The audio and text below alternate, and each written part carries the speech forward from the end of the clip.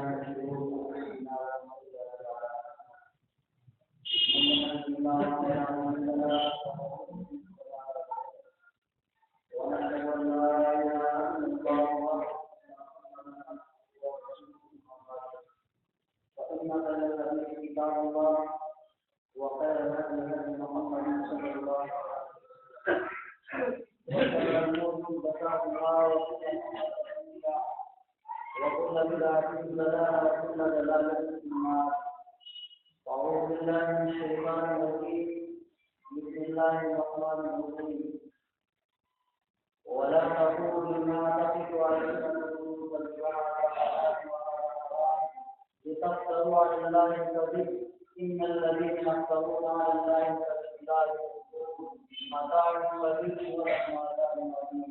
وقال النبي صلى الله عليه وسلم من كذب عليه متعمدا فليتبوأ من النار. تمام قسم کی تعریف، تمام قسم کی توصیف اللہ تبارک و تعالی کے لیے لائق ہوگا. بعد السلام علیکم تمام احترام کا ہمارے اپنے نبی کے مادھیم صلی اللہ علیہ وسلم.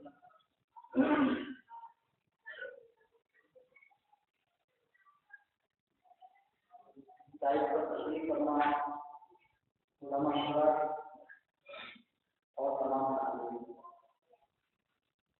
آج کے 15 روزہ پروگرام میں مجھے جو موضوع دیا گیا ہے وہ جھوٹ کے نقصانات. جھوٹ ایک کبیرہ گناہ ہے.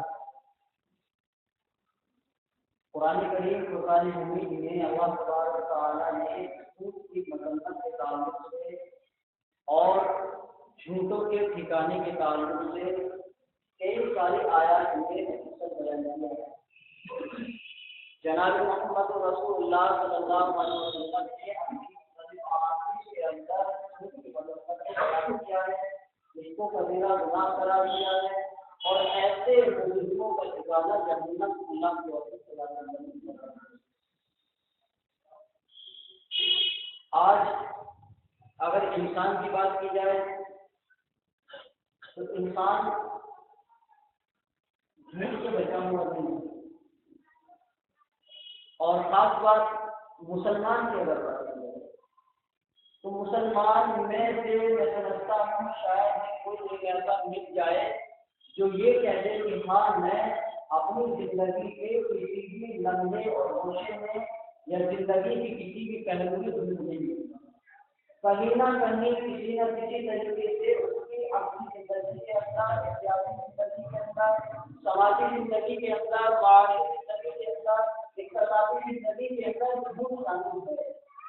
اس کا اٹھنا، اس کا بیٹھنا، اس کا باتیں کرنا، اس کا کاروبار، اس کا پینا، اس کا اٹھنا، گویا کہ کہیں نہ کہیں مسلمان کی زندگی میں جھوٹ اپنے سکے جمع کیا. ہم نے اس کی قباحت کو سمجھا نہیں.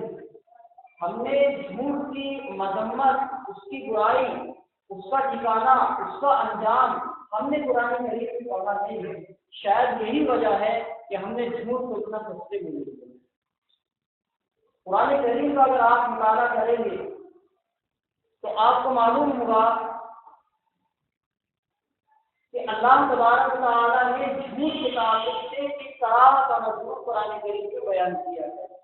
اور جناب محمد رسول اللہ صلی اللہ علیہ وسلم آپ پڑھیں گے، آپ کے احادیث کا مطالعہ کریں گے تو آپ کو معلوم ہوگا کہ جھوٹ کتنا بڑا گناہ ہے اور جس کا انجام کرتا ہے.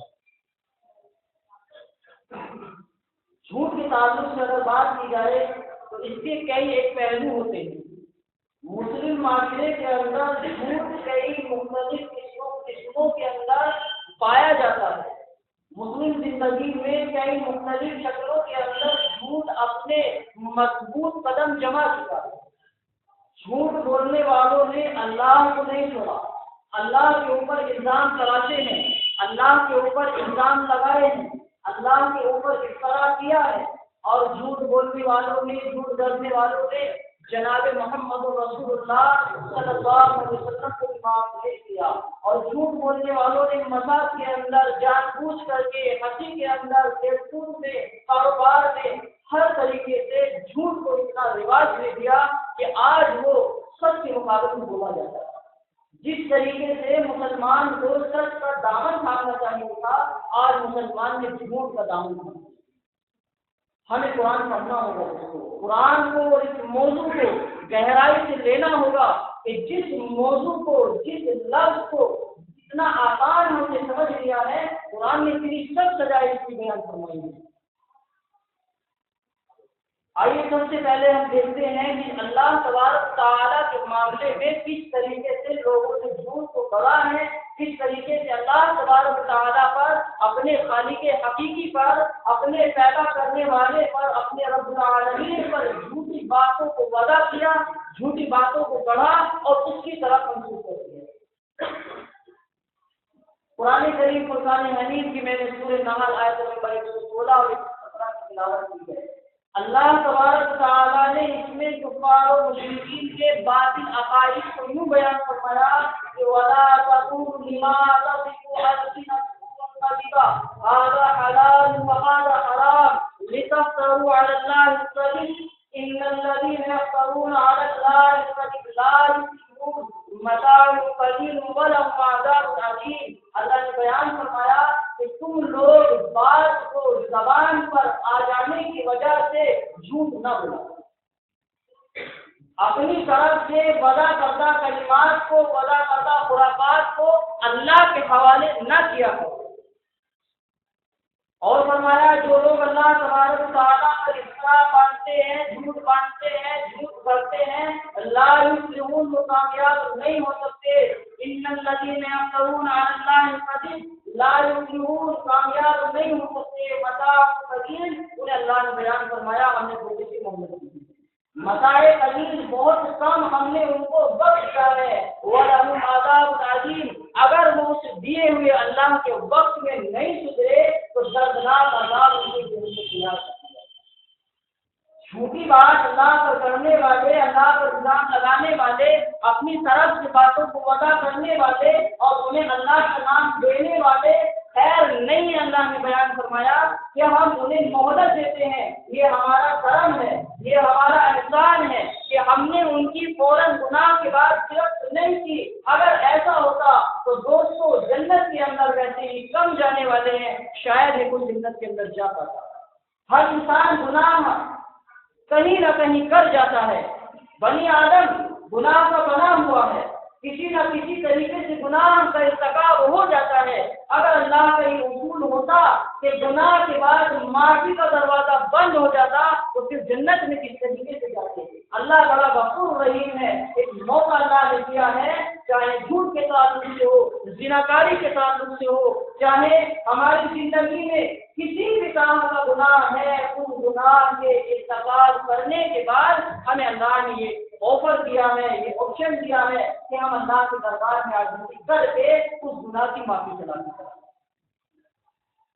ان آیات کے اندر اللہ تبارک و تعالیٰ نے یہ بیان فرمایا کہ جو لوگ اللہ تبارک و تعالیٰ پر جھوٹ باندھتے ہیں، جھوٹ کرتے ہیں، ان کا ٹھکانہ جہنم۔ اس کی مزید تفصیل کے لیے ہمیں سورہ مائدہ آیت نمبر 103 کو سمجھنا ہوگا کہ کس طریقے سے کفار نے اللہ تبارک و تعالیٰ کے معاملے میں جھوٹی بات کری تھی۔ اللہ نے بیان فرمایا ما جعل اللہ صغیرۃ ولا صاحبۃ ولا وصیلۃ ولا حام، اللہ نے فرمایا کہ نہ تو ہم نے بحیرہ کو، نہ صاحبہ کو، نہ وسیلہ کو اور نہ حام کو مشروع کیا۔ یہ جانوروں کی قسمیں ہیں۔ کفار مکہ نے اللہ تبارک و تعالیٰ کے نام لے کر کے اپنی طرف سے ان جانوروں کی قسمیں بیان فرما دی اور فرما دیا کہ یہ ایسا ہم کریں گے، اگر ایسا ہوگا تو ہم ایسا کریں گے، ان کو اس طریقے سے کریں گے، ان کو اس طریقے سے کریں گے۔ ان لفظوں کا معنی ہمیں ضرور سمجھنا ہوگا، تب ہمیں یاد سمجھ میں آئے گا۔ اللہ تبارک و تعالیٰ نے بیان فرمایا نہ تو ہم نے بحیرہ کو مشروع کیا ہے ایسا کرنے کا انہیں حکم دیا ہے، یعنی وہ جانور اللہ تبارک اپنے بتوں کے نام پر اس کو آزاد چھوڑ دیتے تھے، اس کا دودھ ہونا چھوڑ دیا جاتا تھا اور اس کے تنوں سے کوئی ہاتھ نہیں لگاتا تھا۔ اللہ نے سورہ مائدہ آیت نمبر 103 میں یہ مضمون بیان کیا کہ کفار مکہ نے اپنی طرف سے بحیرہ اس جانور کو کہا جاتا ہے جس کا دودھ دھونا چھوڑ دیا جاتا اور اس کے تھنوں سے کوئی ہاتھ نہیں لگاتا اور کہتے یہ ہمارے بتوں کے لیے آزاد ہوا۔ اللہ نے فرمایا یہ ہم نے ان کو ایسا کرنے کا حکم نہیں کیا، یہ انہوں نے ہمارے اوپر الزام لگایا ہے، ہمارے اوپر انہوں نے جھوٹ گڑا ہے اور اللہ نے ایسے ہی لوگوں کا ٹھکانہ جہنم قرار دیا ہے۔ تو فرمایا نہ تو ہم نے بحیرہ کو مشروع کیا ہے اور فرمایا نہ ہم نے صاحبہ کو، یعنی وہ جانور جس کے اوپر سواری کرنا چھوڑ دیا جاتا تھا، اس سے بوجھا اس کے اوپر نہیں ڈھویا جاتا تھا، اسے بھی بتوں کے نام پر آزاد چھوڑ دیا جاتا۔ اللہ نے فرمایا ہم نے ان کو حکم نہیں دیا، انہوں نے ہمارے اوپر یہاں بھی الزام لگایا، ہمارے اوپر افطرا اور بہتان تراشی کی، ہم نے ایسا کرنے کا ان کو حکم نہیں دیا۔ اللہ نے فرمایا ولا وسیلہ، نہ ہم نے وسیلہ نام کی کوئی چیز بنائی ہے، یعنی وہ جانور وہ بھوجنی جو پہلی مرتبہ مادہ کو جنم دے اور دوسری مرتبہ میں مادہ کو جنم دے، تو وہ کہتے تھے مادہ سے مادہ مل گیا، اس کو بھی بتوں کے نام پر چھوڑ دیا جاتا۔ اللہ نے بیان فرمایا ہم نے اس کو مشروع نہیں کیا۔ اور چوتھا جانور کی قسم کی حام، یعنی وہ اونٹ جس کی نسل بہت زیادہ بڑھ گئی تھی، جس کی نسل بہت زیادہ بڑھنے کی وجہ سے اسے بھی بتوں کے نام پر آزاد چھوڑ دیا جاتا تھا اور کہا جاتا یہ بزرگ ہو گیا اور یہ اب بتوں کے لیے آزاد ہو گیا، اب اسے کوئی نہیں ہاتھ لگانے والا، نہ اس پر سواری ہوگی نہ اس سے کسی قسم کا کام کیا جائے گا۔ تو ان کفار مکہ نے اللہ تبارک تعالیٰ پر ان جانوروں کی تکفیر کر کے الزام لگایا، افترا کیا، بہتان تراشا۔ اللہ نے بیان فرمایا متاع قلیل، تھوڑا سا وقت ہم کو دے رہے ہیں، اس کے بعد ولہم عذاب الیم، دردناک عذاب ہم کو دکھائیں گے۔ مزید تفصیل کے لیے آپ سورہ انعام آیت نمبر 139 سے 41 پڑھ سکتے ہیں، اس میں بھی اللہ تبارک تعالیٰ نے اسی طرح کا مضمون بیان کیا ہے۔ تو اللہ تبارک تعالیٰ پر بھوت لوگوں نے باندھا، اس کی میں نے مثال بھی مفصل بیان نہیں کیا، اس طرح کی اور بھی کئی ساری مثال قرآن کریم کے اندر موجود ہیں، جناب محمد رسول اللہ صلی اللہ علیہ وسلم کی احادیث کے اندر موجود ہیں۔ مثال کے لیے ہمیں یہ سمجھنا تھا، اور کیونکہ موضوع ابھی کافی باقی ہے، مولانا راغب صاحب سے تشریف فرما ہے، مولانا عبدالمالک صاحب سے تشریف فرما ہے، ان کا بھی بیان انشاءاللہ ہوگا۔ تو میرے موضوع کا پہلا پہلو تھا اللہ تبارک و تعالیٰ پر جھوٹ باندھنے والوں نے اس طریقے سے اللہ پر جھوٹ باندھا، تو اللہ نے فرما دیا مہلت ہم دے رہے ہیں، کیونکہ ہم بڑے غفور ہیں، ہم بڑے رحیم ہیں، ہم فوراً گرفت نہیں کرتے، ایک مہلت دیتے ہیں، ایک مہلت دیتے ہیں، ایک موقع دیتے ہیں، پھر بھی توبہ نہیں کرتا تو اللہ نے بیان فرمایا اب ان کو دوبارہ کرنا۔ اسی پہلو کا دوسرا حصہ ہے جناب محمد رسول اللہ صلی اللہ علیہ وسلم پر بھی لوگوں نے جھوٹ باندھا، اور کس طریقے سے جھوٹ باندھا وہ ہم سب جانتے ہیں۔ اللہ کے رسول نے بیان فرمایا من کذب علی متعمدا فلیتبوأ مقعدہ من النار، جس نے میرے اوپر جان بوجھ کر کے جھوٹی بات گڑھی اس کا ٹھکانہ جہنم ہے۔ آج معاشرے کے اندر دیکھو، مسلم سوسائٹی کے اندر دیکھو کس طریقے سے موضوع روایات کو بیان کیا گیا۔ لوگ ایسے اس دنیا کے اندر پیدا ہوئے، وہ الفاظ وہ احادیث جنہیں احادیث کا نام دیا گیا، جبکہ جناب محمد رسول اللہ صلی اللہ علیہ وسلم سے ان الفاظ کا ان احادیث کا دور سے دور تک کا واسطہ نہیں ہے۔ لوگوں نے اپنی طرف سے الفاظ کو وضع کیا، الفاظ کو گڑھا، انہیں رسول اللہ صلی اللہ علیہ وسلم کی طرف منسوخ کر دیا۔ اللہ کے رسول نے فرمایا ایسے لوگوں کا ٹھکانہ جہنم ہے، وہ اپنا ٹھکانہ جہنم میں بنا لے جنہوں نے میرے حوالے سے غلط بات کو منسوخ کر دیا۔ آج معاشرے کے اندر کس طرح کی خرافات اللہ کا نام لے کر کے، جناب محمد رسول اللہ صلی اللہ علیہ وسلم کا نام لے کر کے پمفلیٹوں کی شکل میں، چٹھیوں کی شکل میں، تعویذ گنڈوں کی شکل میں، نہ جانے چھوٹی چھوٹی کتابوں کی شکل میں بانٹے جا رہے ہیں۔ ہم جانتے ہیں اللہ کے رسول سے اس کی سند ثابت نہیں ہے، یہ بات ثابت نہیں ہے، ہم ان پر عمل کرتے ہیں، ہم ان کو بیان کرتے ہیں، وہ سارے کے سارے اس جملے کے اندر شامل ہوتے ہیں جو جانتے ہیں کہ یہ حدیث نہیں ہے، یہ وضع کردہ کلام ہے، یہ گڑی ہوئی بات ہے، اس کی سند اللہ کے رسول سے نہیں ملتی ہے، پھر بھی ہم ان کو بیان کریں، پھر بھی ہم ان پر عمل کریں، پھر بھی بلا تحقیق ہم ان کو مانے، تو یاد رکھو اس طرح کے عمل کرنے والوں یہ جناب محمد رسول اللہ صلی اللہ علیہ وسلم کا الزام ہے، افتراء ہے، بہتان ہے، اور اسی کو اللہ کے رسول نے فرمایا وہ اپنا ٹھکانہ جہنم میں بنا دے۔ مزید اس کی تفصیل اور بہت ساری ہو سکتی ہے، لیکن اشارتاً ہمیں اتنا ہی سمجھنا چاہیے کہ لوگوں نے جھوٹ کی جہاں بات آئی، اللہ کو نہیں چھوڑا ہے، جناب محمد الرسول صلی اللہ علیہ وسلم کو نہیں چھوڑا ہے، اور باقاعدہ دعوے کیے جاتے ہیں، ان احادیث کو حوالہ بنایا جاتا ہے جو حدیث نہیں ہے۔ اس طرح اگر ماحول کے اندر ہے تو ہمیں کسی بھی حدیث پر عمل کرنے سے پہلے دوستوں اس کی تحقیق کرنی چاہیے، اس کی چھان بین کرنی چاہیے۔ جس طریقے سے ہم اپنے کاروبار میں چھان بین کرتے ہیں، اپنے کاروبار میں جس طریقے سے بھی ہو سکتا ہے اس کی تحقیق کرتے ہیں، اس کی تفتیش کرتے ہیں، اس کو بڑھانے کی پلاننگ کرتے ہیں، لوگوں سے ملاقات کرتے ہیں، نہیں کرتے تو ہم دین کی تحقیق نہیں کرتے، قرآن کریم کو نہیں پڑھتے ہیں، احادیث رسول کی تحقیق نہیں کرتے ہیں۔ کاروبار کے تعلق سے ہر مسلمان تحقیق کرتا ہے، ہر مسلمان چھان بین کرتا ہے، ہر مسلمان سوچتا ہے یہ کاروبار میرے مطلب کا ہے کہ نہیں ہے، یہ کاروبار میرا کیسے بڑھ سکتا ہے، کن سے ملاقات کرنے کے بعد میرے کاروبار کو ترقی مل سکتی ہے۔ ہر مسلمان جانتا ہے جہاں دین کا مسئلہ آتا ہے وہاں ہم کہہ دیتے ہیں کہ یہ کام تو عالموں کا ہے، ہم تو جاہل ہیں۔ اگر آپ جاہل ہو تو اپنے کاروبار میں عالموں کی کندھے ڈال دو اور انہیں کے بھروسے بیٹھے رہو، اپنے کاروبار میں محنت کرنا جانتے ہو، بورڈ بنانا جانتے ہو، اپنے جو سیمپل ہوتے ہیں انہیں بنانا جانتے ہو، ان کا سوت بائے سوت نام آپ جانتے ہو، لیکن حدیث رسول سمجھنا نہیں جانتے، اس کی تحقیق کرنا نہیں جانتے۔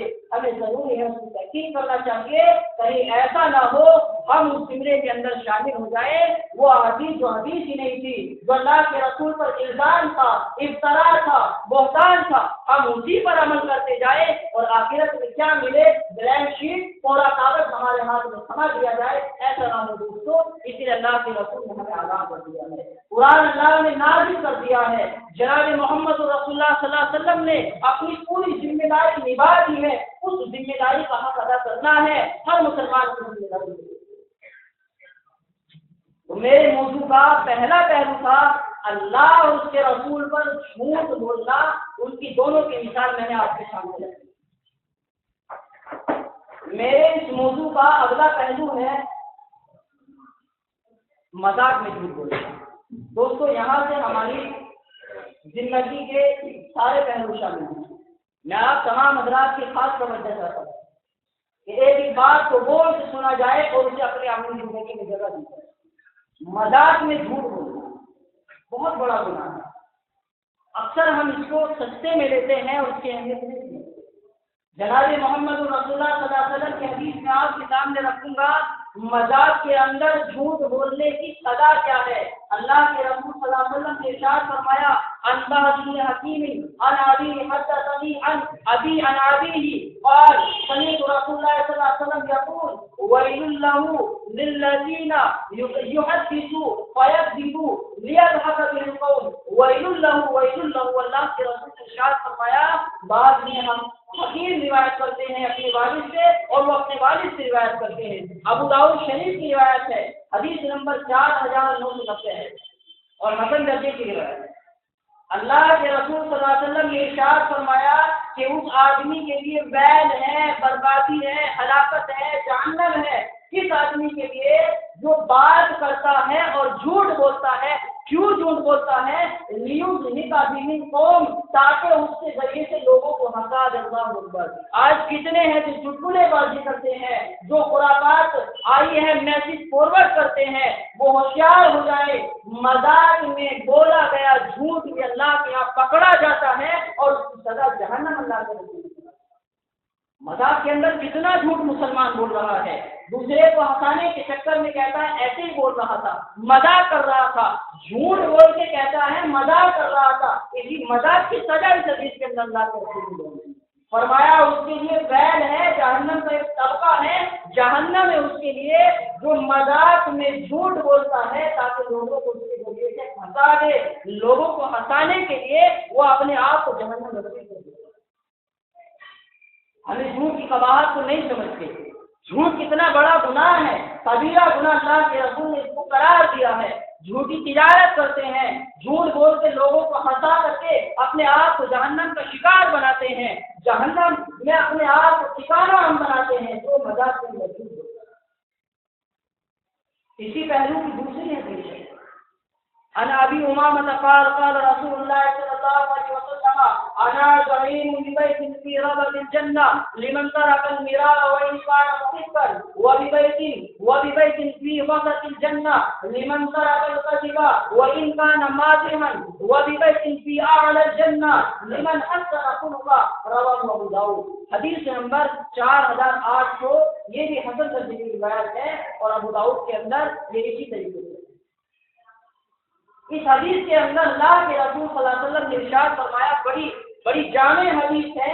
اللہ کے رسول صلی اللہ علیہ وسلم کے الفاظ سنیے، اللہ کے رسول نے فرمایا، میں اس آدمی کے لیے جنت کے ایک کنارے میں ایک گھر کی ضمانت دیتا ہوں جو حق پر ہونے کے بعد جھگڑے کو چھوڑ دیتا ہوں، حق پر ہونے کے بعد جھگڑے کو چھوڑ دے، میں جنت میں ایک کنارے اسے گھر کی ضمانت دیتا ہوں۔ میری غلطی نہیں تھی، ہماری غلطی نہیں تھی، سامنے والے نے ہمیں گالی دی، سامنے والے نے ہمیں مارا، ہماری زمین پر قبضہ کر لیا، ہمیں کسی بھی طریقے سے ستایا، ہم حق پر تھے، ہماری کوئی غلطی نہیں تھی۔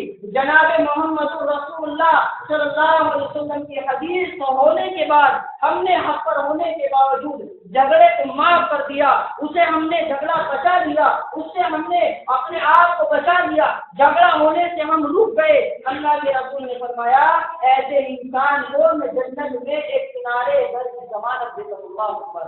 آج کتنے ہیں جو ناحق اپنے بیٹوں کو قتل کر رہے ہیں، اپنی ماں کے قتل کی سپاری دے رہے ہیں، بیوی شوہر کی سپاری دے رہی ہے، شوہر بیوی کو مرا رہا ہے، بھائی بھائی کا قتل کر رہا ہے، رشتہ دار کو مار رہا ہے، زمین پر قبضہ کر رہا ہے، ناحق اس کو گالی دے رہا ہے، ناحق اس کو ستا رہا ہے، یہ سارے کام ناحق ہو رہے ہیں۔ اور حدیث کے الفاظ ہیں، حق پر ہونے کے باوجود بھی اگر ہم باز رہے تب جنت میں ایک کنارے ایک گھر کی ضمانت آپ کو ملے گی۔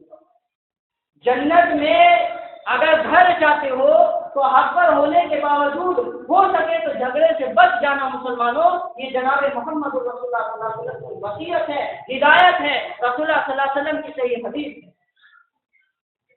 آگے اللہ کے رسول نے فرمایا، وَبِبَيْتٍ فِي وَسَطِ الْجَنَّةِ لِمَنْ تَرَكَ الْكَذِبَ وَإِنْ كَانَ مَاجِحًا۔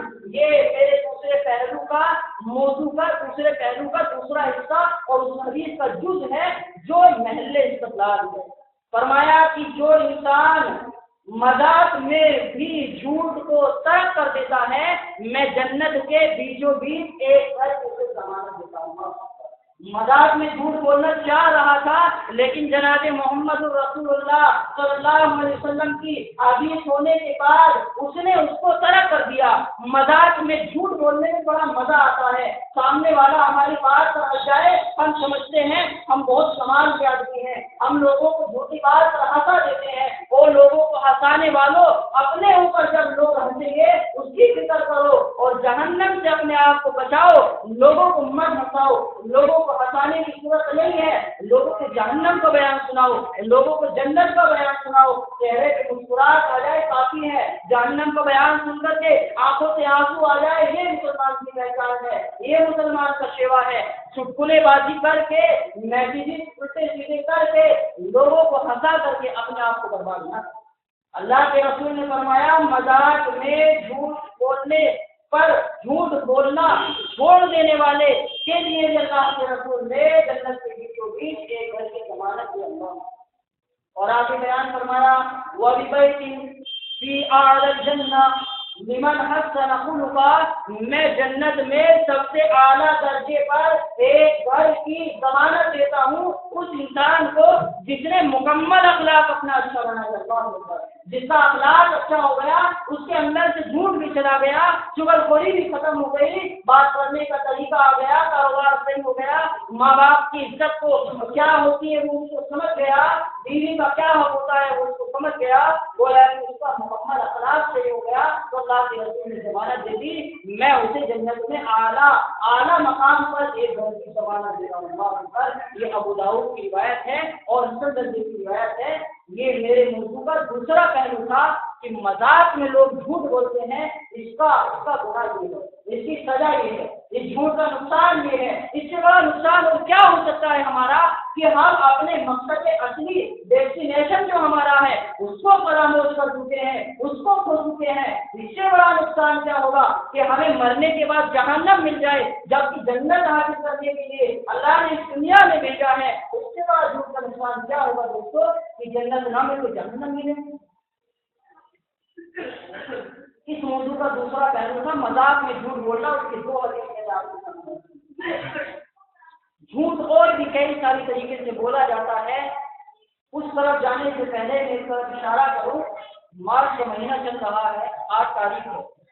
جیسے ہی یہ مارچ کا مہینہ ختم ہوتا ہے اور اپریل کی پہلی تاریخ آتی ہے تو نوجوانوں کے اندر، بچوں کے اندر کس طرح اپریل فول کے نام سے یہ رسم کفار کی ایجاد ہو چکی ہے، سکے جما چکی ہے، مسلم معاشرے کے اندر سوسائٹی میں پھیل چکی ہے۔ وہ نہیں سمجھتا، وہ دوسرے کا بیوقوف نہیں بنا رہا، وہ خود اپنا بیوقوف بنا رہا ہے، وہ اپنی شکست پر دوسروں کو ہنسنے کا موقع دے رہا ہے۔ ہم نہیں جانتے ہیں مسلمان ہماری تاریخ کیا ہے، ہماری حقیقت کیا ہے، ہم اپنی تاریخ بھول گئے ہیں۔ یہ 1 اپریل کیا ہے دوستو؟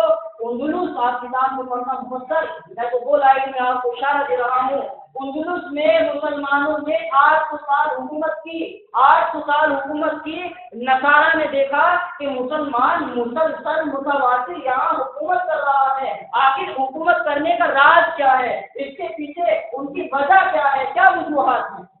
جاسوس بھیجے، جاسوس گئے، جانے کے بعد پتہ نکالا تو آ کر کے کہا یہاں کا مسلمان اللہ اس کے رسول کے فرمودار پر مضبوطی سے عمل کرتا ہے، اللہ اس کے رسول کے مطابق اپنی پوری زندگی کو بنائے ہوئے ہے، مضبوطی سے قرآن و حدیث کو پکڑے ہوئے ہے، سختی سے احکامات پر عمل کرتا ہے۔ یہی وجہ ہے کہ وہ مسلسل حکومت کر رہا ہے۔ اچھا، پتہ چل گیا کمزوری، اب معاشرے کے اندر بیڑی، سگریٹ اور شراب بھیجنی شروع کر دی۔ آخرکار جو چیز مارکیٹ میں اترتی ہے تو لینے والے بھی کھڑے ہو جاتے ہیں، خریدار بھی پیدا ہو جاتے ہیں۔ جب تک نہیں تھی کوئی نہیں لیتا تھا، جب معاشرے کے اندر آئی تو آہستہ آہستہ لوگ سگریٹ کے عادی بن گئے، شراب کے عادی بن گئے، اور ہوا یہ کہ اتنے عادی بن گئے آخرکار وہ اللہ تبارک و تعالیٰ کے مطابق جو عمل کرتے تھے، رسول اللہ صلی اللہ علیہ وسلم کے مطابق جو عمل کرتے تھے، وہ سختی ان کے درمیان سے ختم ہوتی چلی گئی۔ ہوتے ہوتے رفتہ وہاں ان کی حکومت زوال پذیر ہو گئی۔ آخرکار آخری قلعہ بھی شکست سے پاس ہو گیا۔ 1 اپریل کو کسی خوشی میں وہ لوگ جشن مناتے ہیں۔ بڑے افسوس کی بات ہے کہ اپنی ہی شکست پر، اپنے ہی کلہاڑی پیروں پر مار رہے ہیں مسلمان، کہ اپنی شکست پر خود ہنس رہے ہیں اور غیروں کو ہنسنے کا موقع دے رہے ہیں۔ مسلمان اپنی ہی تاریخ بھول گیا، کیوں اپریل فول منا رہا ہے؟ اس اپریل فول پر ایک ایسا جھوٹ بولا جاتا ہے جس جھوٹ کے تعلق سے جناب محمد رسول اللہ صلی اللہ علیہ وسلم نے ایک حدیث بیان کی۔ بھائی بہن کو فون کر کے کہتا ہے، بہن بھائی کو فون کرتی ہے، کالجز اور ہاسٹل کے اندر رہنے والے اسٹوڈنٹ باقاعدہ اپریل فول کا انتظار کرتے ہیں اور وہ اپنے رشتے داروں میں دور دراز تک منٹوں سیکنڈوں میں الٹی سیدھی ساری ٹوٹلی جھوٹی خبر پھیلاتے ہیں اور کہنے کے بعد کہتے ہیں میں تو جھوٹ بول رہا تھا۔ کوئی کہتا ہے آپ کے جیجو کا ایکسیڈنٹ ہو گیا ہے، کوئی کہتا ہے آپ کے پاس انتقال ہو گیا ہے۔ کتنی سخت باتیں ہیں۔ اس طرح کہنے کے بعد سامنے والے کو دھکا دینا چاہتے ہیں، پھر کہتے ہیں ہم جھوٹ بول رہے تھے۔ وہ جھوٹ جو منٹوں سیکنڈوں میں دور دراز تک پھیل جاتا ہے، ایسے ہی جھوٹ کی نشاندہی کی ہے اللہ کے رسول صلی اللہ علیہ وسلم نے۔ بخاری شریف کی روایت ہے، کتاب الجنائز کے اندر موجود ہے، حدیث نمبر 1386 ہے اور حدیث نمبر 747 ہے۔ دونوں لمبی حدیث ہیں، دونوں میں اللہ کے رسول نے ایک مضمون بیان کیا ہے۔ حضرت سمرہ بن جندب سے یہ روایت ہے۔ سمرہ بن جندب کا بیان ہے کہ جناب محمد رسول اللہ صلی اللہ علیہ وسلم کا معمول تھا کہ آپ روزانہ فجر کی نماز کے بعد مصلی پر بیٹھتے تھے اور اپنے صحابہ سے پوچھا کرتے تھے کیا کسی کا کوئی خواب ہے، کسی کا ہوتا تو آپ اس کی تعبیر فرمائیں گے۔ معمول کے مطابق آپ صلی اللہ علیہ وسلم نے پوچھا کیا آج کسی نے کوئی خواب دیکھا ہے؟ سب نے منع کر دیا۔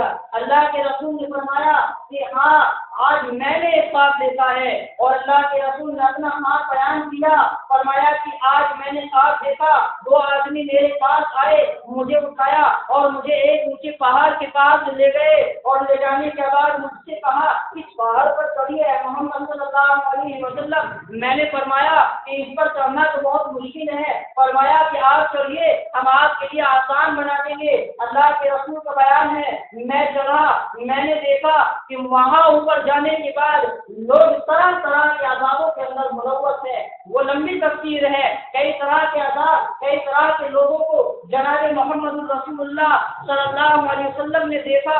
وہاں ایک آدمی کو دیکھا کہ جو الٹا لٹکا ہوا ہے، جس کی یہ باتیں چیری ہوئی ہیں، منہ سے خون بہ رہا ہے، فرشتے ایک بات چیرتے ہیں کہ دوسری چیرتے ہیں، پہلی صحیح ہو جاتی ہے، پہلی چیرتے ہیں دوسری صحیح ہو جاتی ہے، اس کو یہی عذاب دیا جاتا رہتا ہے، اس کی چیخ و پکار کا یہ عالم ہوتا ہے کہ دوسرے جہنمیوں کی تکلیف کو مزید بڑھا دیتا ہے۔ اللہ کے رسول نے پوچھا کہ آپ مجھے یہ بتائیے یہ آدمی کون ہے اور کن گناہوں کی وجہ سے اس کو یہ عذاب دیا جا رہا ہے؟ فرمایا کہ یہ وہ آدمی ہے جو اپنے گھر سے نکلتا تھا، فَإِنَّهُ يَغْدُو مِن بَيْتِهِ فَيَكْذِبُ كِذْبَةً تَبْلُغُ الْآفَاقَ۔ فرمایا کہ یہ وہ آدمی ہے جو صبح کو اپنے گھر سے نکلتا تھا اور ایک ایسا جھوٹ بولتا تھا جو بہت دور دراز تک بڑی تیزی کے ساتھ پھیل جاتا تھا۔ اس گناہ کی وجہ سے یہ سزا اس کو دی جا رہی ہے۔ اپریل پھول منانے والوں، منٹوں سیکنڈوں میں جہاں چاہے آپ فون لگا کر کے ایسی جھوٹی خبر پھیلا دیتے ہو، اپنی خیر مناؤ۔ مسلم بھائیوں سے، مسلم بچوں سے، مسلم نوجوان سے میری عرضی ہے، اللہ کے رسول صلی اللہ علیہ وسلم کی نصیحت ہے کہ آپ اپنی اپنی زندگی سے جھوٹ کو نکال پھینکے، چاہے مذاق میں جھوٹ ہو یا اپریل پھول کا جھوٹ ہو، جھوٹ کا جو بھی طریقہ ہو مسلمان کی زندگی میں نہیں ہونا چاہیے۔ اس کی سوا اس کی سزا جہنم میں اس کے سوا کوئی نہیں۔ بخاری کے اندر روایت اسی طریقے سے موجود ہے۔ حضرت سعید بن مسیب سے روایت ہے، مسلم شریف کے مقدمے کے اندر بھی روایت پڑھتی ہے، اللہ کے رسول صلی اللہ علیہ وسلم نے فرمایا کفا بالمرء اثما یحدث بكل ما سمع۔ ایک آدمی کے لیے جھوٹا ہونے کے لیے کافی ہے ہر سنی سنائی بات کو بیان کرنا، ہر سنی سنائی بات کو آگے بیان کرنا اس کی جھوٹے ہونے کے لیے کافی ہے۔ اس لیے کہا جاتا ہے، قرآن کا فیصلہ ہے، کسی بھی چیز کو بیان کرنے سے پہلے اس کی تحقیق ہمارے پاس ہونی چاہیے، اس کا ریفرنس اور حوالہ ہمارے پاس ہونا چاہیے، اس کی دلیل ہمارے پاس ہونی چاہیے، کہیں ایسا نہ ہو یہ بات ثابت نہ ہو اور ہم نے اس کو بیان کر دیا، لوگوں نے عمل کرنا شروع کر دیا، ہم بھی اس کے گناہ گار، جو عمل کریں گے سب گناہ گار، ان کا بھی گناہ ہمارے اوپر آنے والا ہے۔ تو ہمیں اس تعلق سے بہت ہی سمجھنے کی ضرورت ہے۔ میں اپنی بات کو بہت ہی اختصار کے ساتھ اختتام کی طرف لے جا رہا ہوں۔ یہ پہلو تھا اپریل پھول کے تعلق سے، معمولی جھوٹ کے تعلق سے۔ اس کے بعد دوستو ایک اور شکل ہوتی ہے جھوٹ کی، اور اس شکل کو سننے کے لیے میں اپنی ماں بہنوں سے پوچھنے کی توجہ کرتا ہوں، اپنے بچوں کے تعلق سے کبھی جھوٹ نہ بولو۔ بچوں کو کسی بھی طریقے سے بہلانے پھسلانے کے لیے اکثر ہماری ماں بہنیں جھوٹ بول دیتی ہیں۔ جناب محمد رسول اللہ صلی اللہ علیہ وسلم کی حدیث ہے، اور ابو داؤد کے اندر یہ بھی حدیث موجود ہے۔ حضرت عبداللہ بن عامر بیان کرتے ہیں کہ میری والدہ نے ایک مرتبہ مجھے بلایا، اے بیٹا ادھر آؤ، میں ایک سامان مجھے لا دو، میرا یہ کام کر دو، میں تمہیں پتہ چیز دوں گی۔ اللہ کے رسول نے پوچھا تم اسے کیا دیتی؟ انہوں نے بیان فرمایا میں اسے کھجور دیتی۔ اللہ کے رسول نے فرمایا اما انکی لو لم تعطیہ شیئا کتبت علیک کذبۃ، اگر تم اسے کچھ بھی نہ دیتی اور ایسے ہی آپ اپنی طرف بلا رہی تھی اور بدلے میں آپ کچھ نہ دیتی تو آپ کے اوپر ایک جھوٹ لکھ دیا جاتا جھوٹ آدھا ہو یا ایک ہو اس کی یہی سزا ہے۔ تو میری ماں بہنوں سے میری عرضی ہے کہ وہ اپنے بچوں کے تعلق سے کسی بھی طریقے سے جھوٹ کا سہارا نہ لے۔ یہ میرا مختصر سا بیان تھا۔ اللہ کے تعلق سے لوگوں نے جھوٹ بولا، میں نے اس کی آیت سورہ نحل آیت نمبر 116 اور 17 آپ کے سامنے رکھی، اور اللہ کے رسول صلی اللہ علیہ وسلم کے تعلق سے لوگوں نے جھوٹی بات، جھوٹی احادیث گڑھی، اس کے تعلق سے بخاری اور مسلم کی میں نے روایت آپ کے سامنے رکھی۔ مذاق میں لوگ جھوٹ بولتے ہیں، اس کے تعلق سے دو احادیث میں نے آپ کے سامنے رکھی، دونوں ابو داؤد کی ہیں، اور اس کے بعد میں نے آپ کے سامنے فیض پور کے تعلق سے مسئلہ بیان کیا۔ یہ نصارہ ہماری شکست پر خوشی مناتے ہیں اور مسلمان اس کا ساتھ دیتے ہیں، اس تاریخ کو ہمیں پڑھنا چاہیے۔ اس تعلق سے میں نے بخاری شریف کی حدیث آپ کے سامنے رکھی۔ اس کے بعد یہ آخری بات میں نے آپ کے سامنے رکھی کہ میری ماں بہنیں یا کوئی بھی اپنے بچوں کو جھوٹا حوالہ دے کر کے نہ بلائے، اگر بلائے تو بدلے میں کچھ دے۔ گویا کہ ہمیں جھوٹ کسی بھی طریقے سے نہیں بولنا چاہیے۔ آج مسلمان فون پر فیس ٹو فیس نہ جانے کس طریقے سے کتنا جھوٹ بول رہا ہے، کھانا کھا رہا ہے، فون آتا ہے تو جھوٹ بولتا ہے، نہ جانے کاروبار کے اندر، معاملات کے اندر، لین دین کے اندر، زندگی کے ہر گوشے میں کہیں نہ کہیں مسلمان کی زندگی میں جھوٹ گھس چکا ہے۔ یہ کبیرہ گناہ ہے، اس کی سزا ہمیں سمجھنی چاہیے۔ ان آیات اور حدیث کی روشنی میں اللہ تبارک و تعالیٰ سے دعا ہے کہ رام العالمین صحیح معنی میں ہمیں قرآن اور حدیث کے مطابق زندگی گزارنے والا بنا۔ رام العالمین جھوٹ کبیرہ گناہ ہے، اس کی مذمت اور اس کے ہلاکت کے انجام کی ہمیں جو ہے سمجھنے کی توفیق عطا فرما۔ آمین۔ دعا کے دعویٰ